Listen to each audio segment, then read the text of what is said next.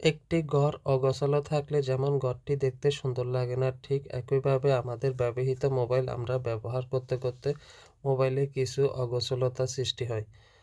এর জন্য আমাদের জাম্প ফাইল তৈরি হয়। ওই জাম্প ফাইলগুলো কিভাবে ডিলিট করতে হয় সেটি দেখিয়ে দিচ্ছি।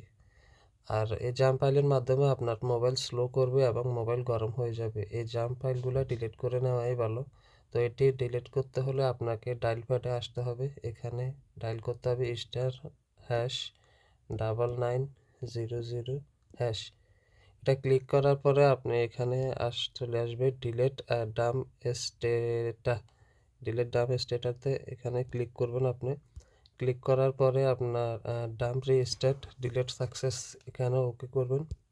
করার পরে আপনার মোবাইল এখন আগের থেকেও গরম কম হবে। তো ধন্যবাদ সবাইকে ভিডিওটি দেখার জন্য।